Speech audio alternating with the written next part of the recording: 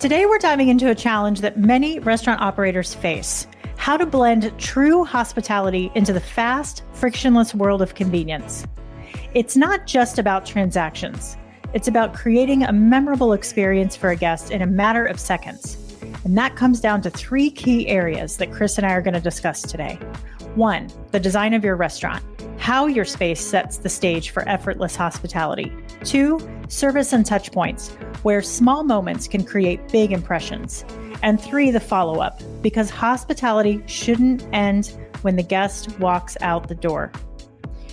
Today, I'm featuring Chris Tripoli as a guest on the show. Chris is a principal with the Restaurant Clinic. He has 45 years of service in the hospitality industry as a concept developer, owner-operator, writer, speaker, and advisor to restaurant groups planning growth. He is currently a content creator for restaurantowner.com and hosts their podcast Corner Booth, which features candid conversations with today's restaurant entrepreneurs. I hope you enjoy this episode. Welcome to the Restaurant Leadership Podcast, the show where restaurant leaders learn tools, tactics, and habits from the world's greatest operators. I'm your host, Kristen Marvin, with Solutions by Kristen. I've spent the last 2 decades in the restaurant industry and now partner with restaurant owners to develop their leaders and scale their businesses through powerful one-on-one coaching, group coaching, and leadership workshops. This show is complete with episodes around coaching, leadership development, and interviews with powerful industry leaders. You can now engage with me on the show and share topics you'd like to hear about, leadership lessons you want to learn, and any feedback you have. Simply click the link at the top of the show notes and I will give you a shout out on a future episode. Thanks so much for listening, and I look forward to connecting. Running a restaurant is tough. Long hours, staffing challenges, rising costs. Sound familiar? What if I told you there's a smarter way to manage your kitchen, boost your staff's morale, and keep your operations running smoothly? Enter Restaurant Technologies, the ultimate solution for modern kitchen management. Here's how restaurant technologies can transform your business. 1, solve labor challenges.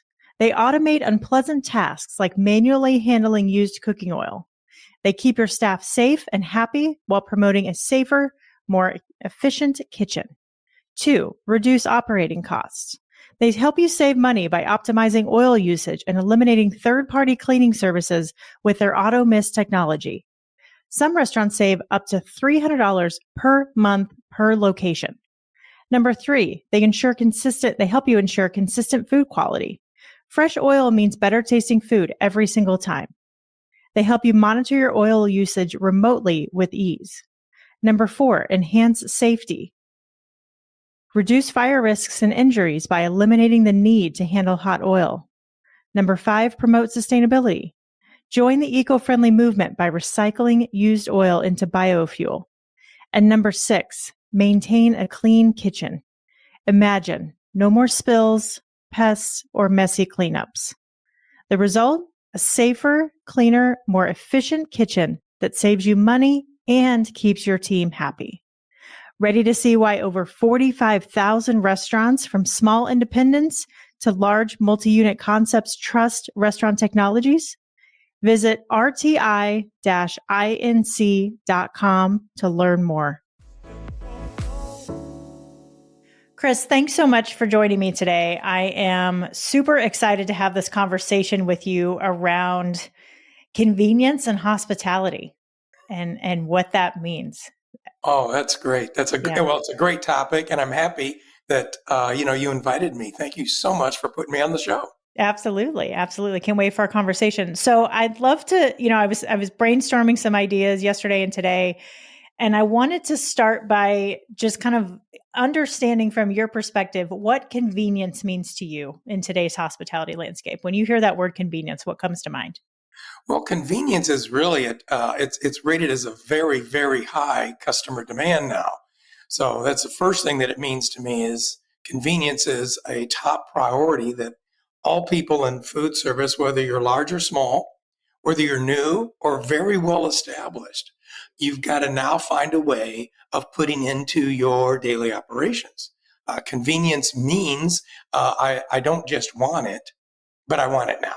Yeah. And so, and in food service, I can go back where I remember convenience really meant a convenience store at first. I get it. You get gasoline, you go into this market.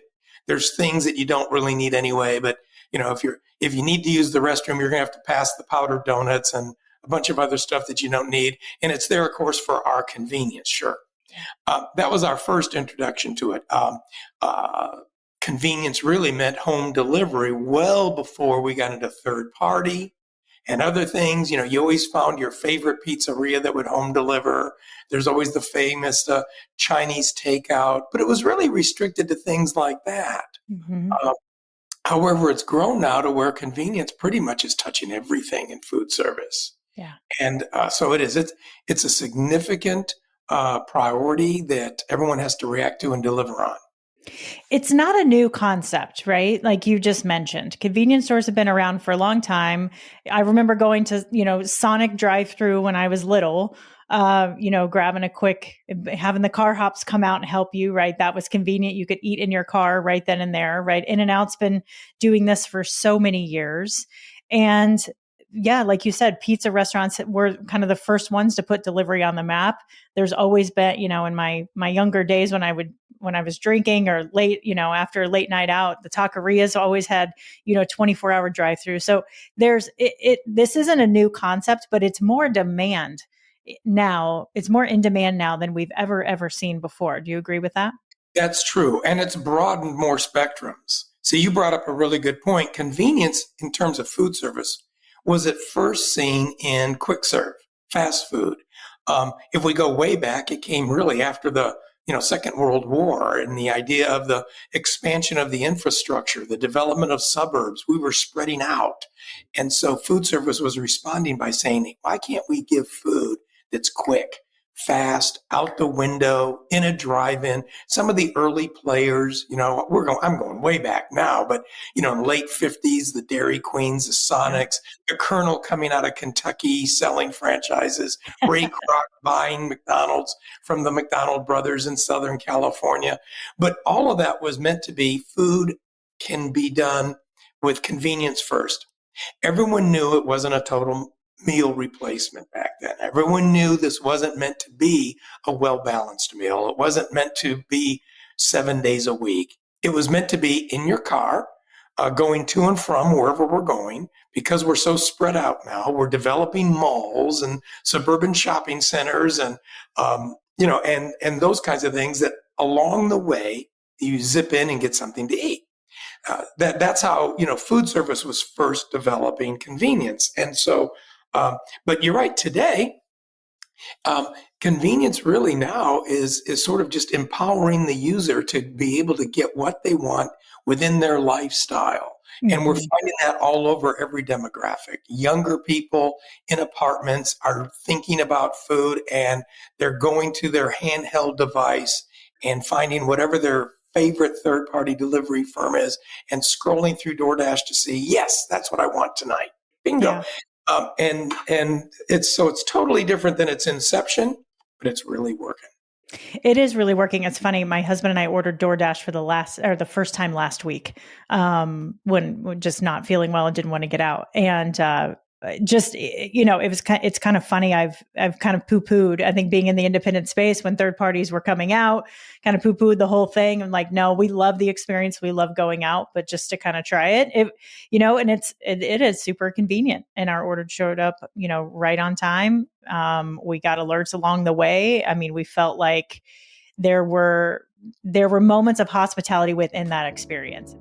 Hey there, podcast friends. I hope you're enjoying these impactful conversations and leadership insights I'm bringing you each week. Before we dive back into today's episode, I want to take a moment and reach out and ask a small favor that would go a long way in supporting the show. If you've been loving the content I'm providing, please take a moment to leave a rating and review wherever you listen to your podcasts. Not only does it make my day, but it also plays a pivotal role in helping the show grow. Your reviews boost my visibility, attract new listeners, and encourage exciting guests to join me on the mic.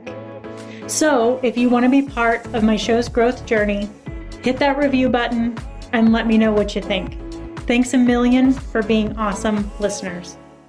And I think in order for people to be competitive, especially in the independent space today, they've got to really keep this in mind. And in every stage of the touch points with the guests. And I'm curious, from your 45 years in the industry, and through your concept development and owner operator mindset, like when someone is looking at opening a restaurant, whether it's counter service or let's focus on the convenience aspect. So if someone's opening a counter service style concept, what opportunities would you encourage them to look at to be able to offer hospitality at so many different touch points in the experience? God, that's a great question. And you're right, everyone is challenged with that. But if you're getting involved in the industry at this point, and your concept is a counter service or some type of quick serve, there are 2 or 3 areas right at the beginning that you really need to be cognizant of. And one, I encourage people constantly to make sure you're designing correctly for it. The idea of a carside pickup or an order online, a run in, a grab and go, whatever terminology we use, it can't be looked like as it's an add-on. The customers are expecting this to be a significant part of the concept. So let's make sure that from the back of the house, we're designing in a way where we can handle multiple orders, we can handle good quality product, keep the temperature right, room for packaging, room for makeup. And on the service side, there's actually an area there that's welcoming, that has the shelves there for the online order pickup or the order ahead pickup. So we're sending the message to our guest that we're here to serve you in no matter what profile you're bringing to us. You want to come through the counter, you want to order and sit in, perfect. Maybe you want to sit outside, let's have some of that seating. Maybe you're just a grab and go, let's make sure we have that. So that's the design part. Now, however, from an operations standpoint, we got to make sure that we don't ignore that.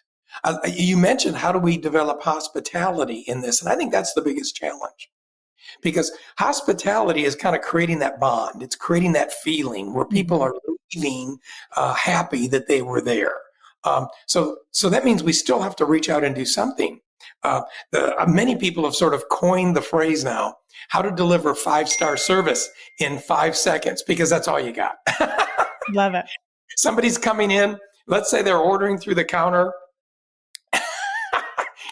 All you've got is a greeting. Hopefully you've got some eyeball to eyeball contact, some suggestive selling, compliment the order. And then of course the number comes up and you're delivering to the table, or you're paging and they're coming up.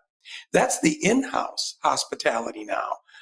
I see many people adding steps to that: the walk through the dining room, the pre-bussing, the offering to refill that self-serve drink, the thank you and opening the door when they leave. You're still inventing touch points, even though you're limited service, even though the people came there basically for the convenience of making a quick decision, eating quickly and leaving, but you're still inventing those touch points.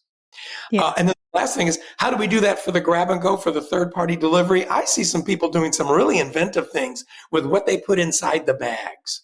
The little thank you notes, the little menu cards, the promotional piece that reminds them to what the specials might be next week. So, hopefully you enjoyed your lunch delivery today, and here's what we're doing next week. Please order on our website, yada, yada, yada kind of thing. Mm-hmm. So you're having to do, things a little bit differently than we did years ago in order to insert your hospitality within the convenience.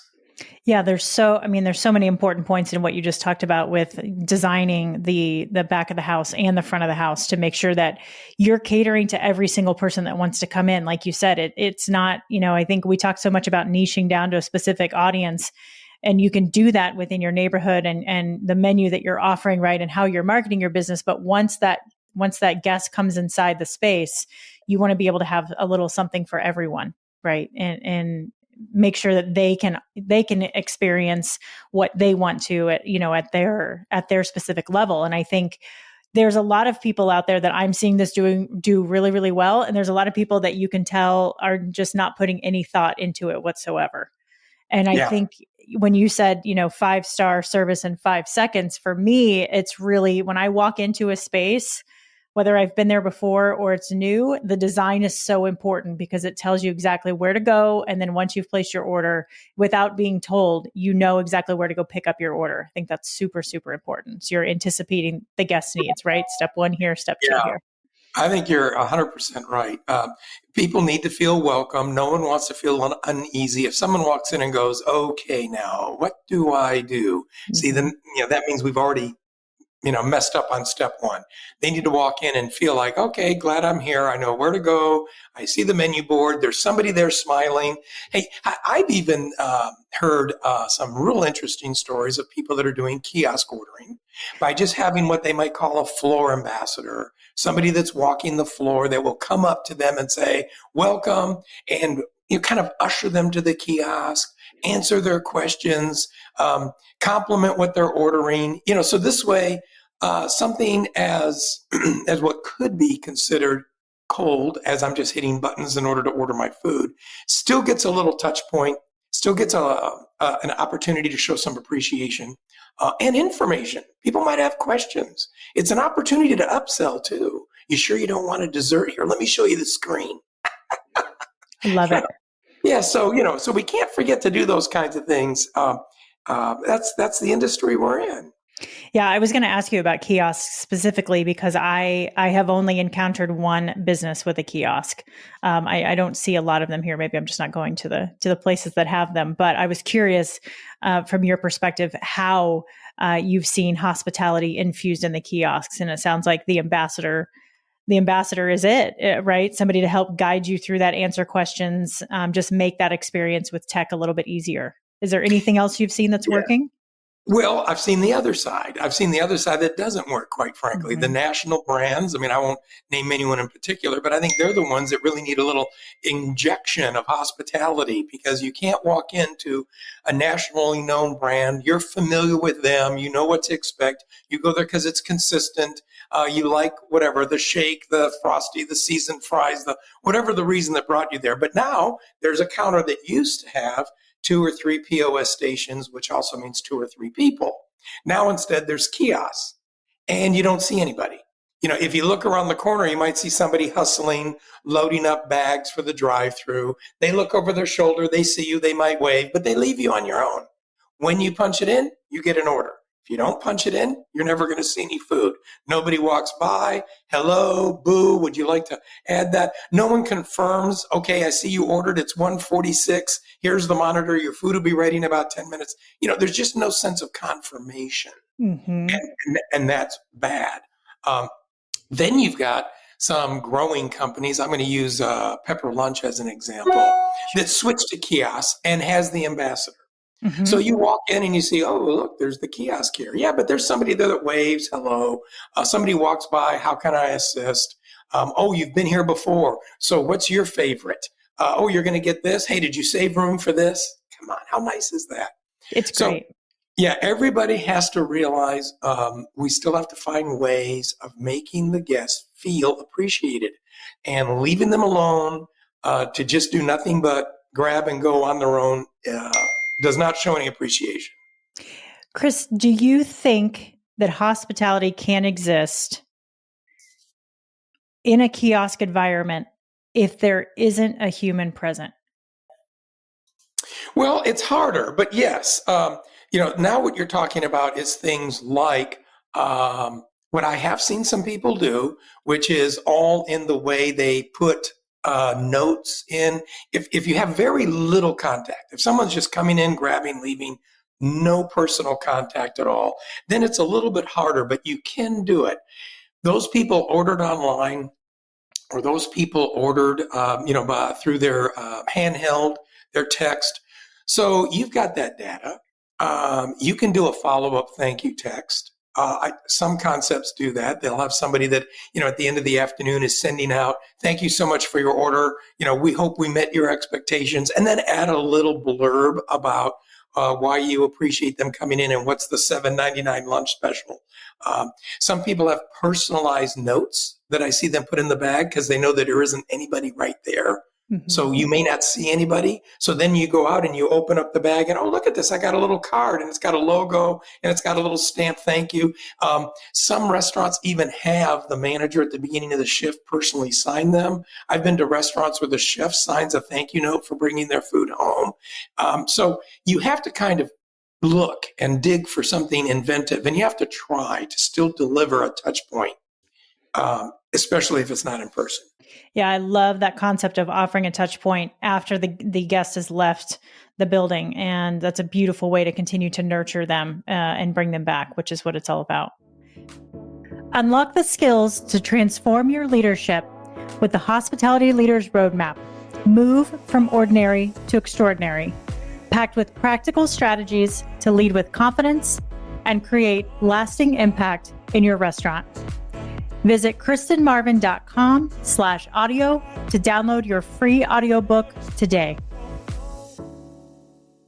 Is there a counter service concept out there that you've seen that's doing this really, really well? That's offering hospitality with convenience really well? Let's see. Yes, I mentioned one with Pepper Lunch. Mm-hmm. They're beginning to grow. They'll be in your neighborhood in Arizona soon. I think they're in California, Utah, Nevada. They're heading east, growing pretty rapidly. They've been successful in other countries already. And yes, they've got a really good, thing going. Other than that, there are some, say, more smaller regional concepts that put a lot of energy into their building, their design. Excuse me. They have floor, personnel, even though they're counter service.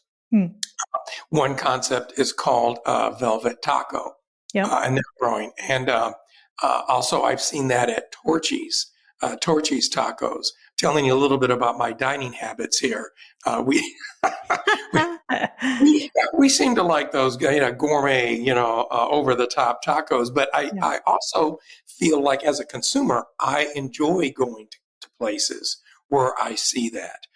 Close by to me, there is a smaller independently run company and run by a gentleman named Levi Good. Multiple concepts, cantina concepts, but his counter service barbecue concept is what started him off originally. Mm-hmm. And, I still go there and see that, even though, again, you're walking in the door, there isn't a host or hostess, no one's telling you where to seat. You go through the line, but there's tremendous hospitality in the way people greet you behind the line, describe the food, do suggestive selling, walk the dining room, pre-bus. On your way out, there's a tiny little grab and go, gift kind of thing that you just have to stop at because they set it up so nicely. So before you know it, you're grabbing some seasoning or logoed shirts, aprons, or ordering a pecan pie or something.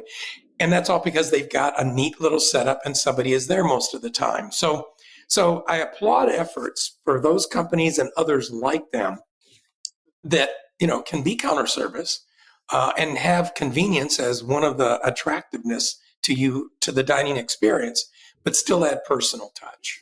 Yeah, I agree. There's a couple independent locations here in town that I just love. One is our favorite barbecue place, Bashful Bandit. And they, again, design, you walk right in, the menu's hanging on the wall and the counter's right there. And as soon as you walk in, there's a person facing you that is going to start cutting the brisket for you or ordering, or preparing whatever meat you want to have. But they're making eye contact the minute you walk in the door. It's, hi, how are you? Let me know if you have any questions on the menu. Right. And then again, everybody's friendly all the way through the line. You get your sauce, you pay, you get your drinks, right? Everything is just very convenient. And then we've got another one in town. Well, I'll go back to Bashful.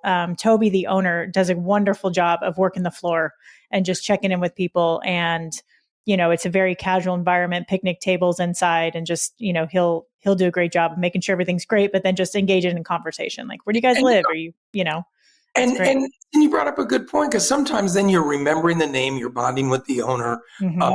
Long before this became commonplace, I'm talking a couple decades ago, there was a really good concept, and it's still in existence today. It's a basic, big gourmet burger place that also serves other items. But 20 some years ago, he opened up, he ordered at the counter. People talked to you behind the counter, but he had ambassadors on the floor. People were pre-bussing, suggestive selling, adding to your ticket if you wanted to get dessert. I'm talking about a place called Pappas Burgers. Chris Pappas and the entire Pappas family are sort of known for their hospitality. They've got multiple concepts. But since we're talking about convenience, I'm going to hone in on, their counter service concept. And I think he may have been a little nervous because 20 some years ago, maybe almost 30 now, when he opened this, he was already an established full service operator, doing very, very well. So I'm sure he had thought about that. How are we going to do this counter service thing when people normally come to our seafood restaurants or our Mexican restaurants? They get very good table service. And maybe that was the reason why it worked so well. Right now, of course, it's crawfish season. And where I live, that's a big deal. And so my favorite tiny little Raging Cajun place has been there forever and ever and ever. You go up there, you order by the pound, you get a bucket. And, again, it's counter service. So you don't have that traditional hostess at the door, bartender waving at you, that kind of thing. You go, you order at the counter, you get a number, you wait for them to pay you.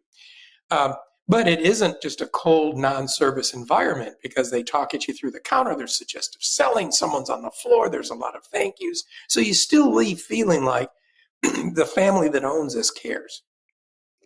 Yeah, I prefer counter service where you order, you sit down, you get I don't like the pagers or necessarily the number on. I mean, I know they have to have a number on the table sometimes, but I love counter service where people are bringing you the order, not where you have to go back up and get it. Because I think, again, this dim sum place we have in town, Go Dim Sum, is incredible.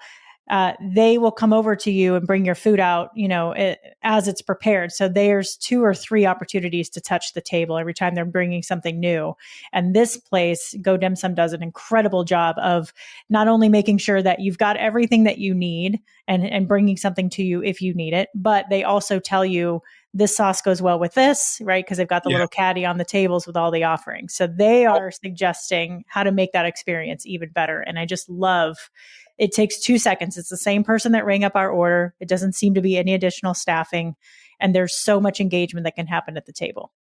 See, and hopefully that's what the listeners are beginning to make a note of. Gosh, how can I do that in my concept? I maybe don't have sauces with my dim sum, but what do I have?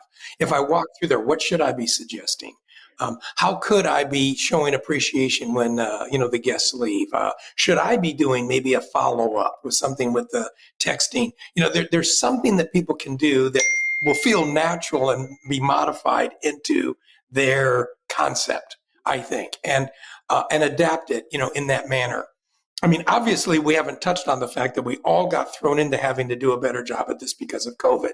Mm-hmm. So pre-COVID, 20, 30 years ago, there was still the need because counter service was around and people were trying to find that balance between, the convenience that you're demanding and the service that you're deserving.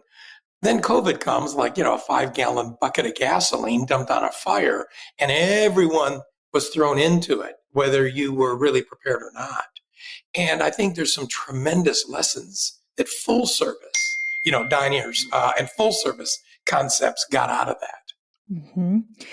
Where do you see the trends moving forward? Are you going to see more counter service, more convenience? What do you think? Well, yes, I think part of that is it's a growing consumer demand. People are enjoying the fact that they can manage their own time. Order, sit where I want. I've already paid, leave when I want.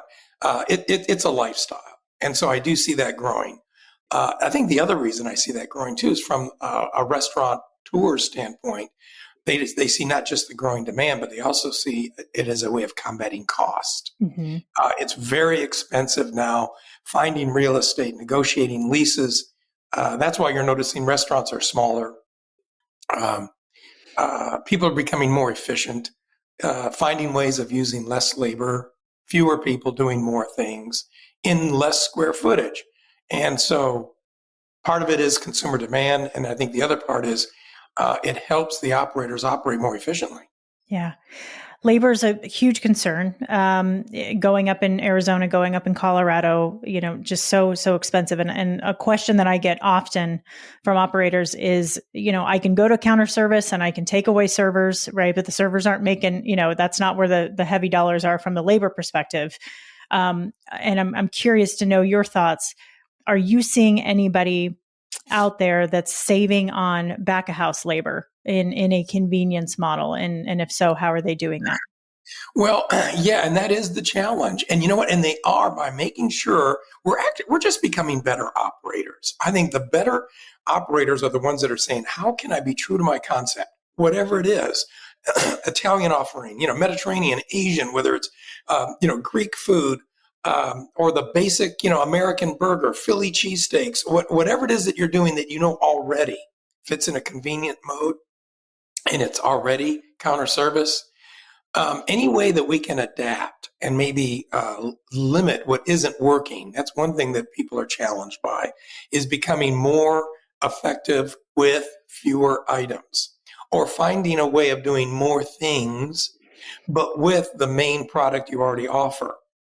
So maybe you've got a menu board that looks like it's got 28 items, but you're working with 3 or 4 items that are just very creatively presented in multiple fashions. Mm-hmm. That helps the kitchen area with prep, production, storage. It also helps you with less opportunity for waste.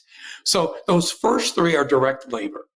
If you can have less prep production, if you can make larger batches of fewer things that last longer, you might find that your prep department can go from 2 people to 1. Yeah. You may also find that it's better to cross-train. I'm a big promoter of that.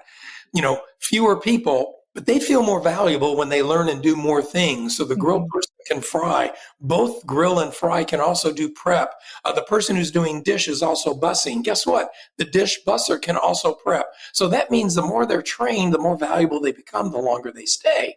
Mm-hmm. That helps, because one of the biggest problems with labor is what we hear from people saying, finding and then retaining. So those are the first 2 things that I preach people is, let's study that menu and find ways of cross-utilizing product so that we can lessen a lot of the kitchen labor. And second is, let's make sure from service to kitchen production, we're cross-training. So fewer people are able to do more things. That should lower our labor when it comes to the cost of selection and training, and then also help with retention. Yeah, I love that. You've just got me thinking about the opportunities to upsell, right? You kind of talked about that with whoever's behind the floor ambassador that's on the kiosk, or whoever is behind the POS helping ring things in for you, right? The cashier making suggestions. Hey, do you want to add on a dessert? But I wonder what the opportunity is once you've seated and you want to have 2 glasses of wine, 3 glasses of wine, a bottle of wine. I see a lot of counter service restaurants now that have a full grab and go type of bar situation, right? They've got their mocktails, they've got their wine, they've got canned cocktails. How do you suggest that people in counter service capitalize on the opportunity of having guests seated in your space if you don't have servers? Like, what's the opportunity to upsell the beverages there? Well, some of that is with design and the grab and go. I've seen some people have a good increase in specialty beverages, whether they're alcoholic or non-alcoholic, but just their specialty beverages that are pre-made, as well as desserts, by switching the actual counter line where people have to walk past that before they get to the POS and order. That's a small design touch. It may work for some, may not work for some. I think the other thing that really works well is that idea that counter server cross-trained to be what you might want to call an on-the-floor ambassador that is able to walk with a handheld. These things are getting so reasonable now. POS has really been helpful, because I remember when these things used to be big, clunky, and more expensive. Yeah. Now they're more fluid and actually less expensive. So to have your POS at the counter, but also have a handheld so that you can walk the floor, complement what people ordered, see how they're doing with lunch, and suggest, hey, I can grab this for you. Or did you save room for the banana pudding? I can easily get it for you. Because people are reluctant to get up, go back, and order again. Right. We're working with a client, great client, has a really good restaurant, has started growing, actually has 3 units now. and has realized that they do a tremendous in-house pastry. Looks beautiful. People will hang around the line and stare at it. But what happens is once they get their food and sit down, hardly ever are they motivated to get up and go and order the dessert. So we work on them ordering it, ahead of time. So that's sort of an education. Staff love it. It's good suggestive selling. But I like the people on the floor. Because see, even if you walk up and say, I can get this for you, even if they say, oh no, that's fine, I'm full, whatever, it's still a touch point. Yeah. So just because you hit 4 or 5 tables and 4 out of the 5 said no thank you, that doesn't mean you don't hit the 5. And 1 out of the 5 is wonderful. So I do that with handhelds and people roaming the dining room. I find that hospitality stops with handhelds when 2 things happen. One, there's not Wi-Fi available where the handheld needs to be like on a patio, which again speaks to your element of design. So operators need to be testing these things. And two, when the server is just not well trained on the handheld, when they are frozen and they stop making eye contact and they stop talking, it just goes so awkward so quickly. And I really would encourage operators that are listening to this to make sure that you are giving ample time for those people to be trained and really comfortable in the handheld. Because I've had some great experiences where you're talking to somebody and making eye contact almost like the handheld isn't there. But when the handheld becomes that huge roadblock and like the only thing that you can see happening at the table, for me, that's just where the experience starts to go downhill. Well, I think you hit the nail on the head. We are still incumbent on the fact that no matter what we do with technology, no matter what you're doing with your product, it's still a people business. Yeah. So whether your people are on the floor or behind the counter, people need information. People need to be trained. People need continued training, reminding, motivation every day. So it's a people business. Just because we have less people doesn't mean managers get off the hook. Still about training, still about reminding, still about walking behind them, congratulating when they did something well, taking them aside to say, you missed an opportunity over here. That's still our job. Yeah, absolutely. I love it. Chris, thank you so much for this conversation. This has been just super valuable and really, really appreciate your time. If anyone is interested that's listening and wants to get a hold of you, how do they find you? Oh, there's a couple opportunities that you can have. You can go to the website, therestaurantclinic.com. That's a website, a small group of industry specialists that help with independent operators on performance, leadership, staff training, et cetera. You can also find me on restaurantowner.com. I'd be remiss if I didn't remind people of that website. A lot of your listeners may already know of it. It's just a really good source for information and education if you're the small independent operator. There's webinars there that we do. They also sponsor my podcast, Corner Booth. So you can go to a corner booth or just strictly email me directly, Chris, CHRIS, at Chris Tripoli. That's TRIPOLI.com. Love to hear from you. Love it. Thanks, Chris. And I'll put all those links in the show notes for anyone that's listening. Thank you all so much for your time this week. That's going to do it for us. And please share this episode with anyone that you know in the restaurant industry that could benefit. And we'll talk to you next week. Thanks again.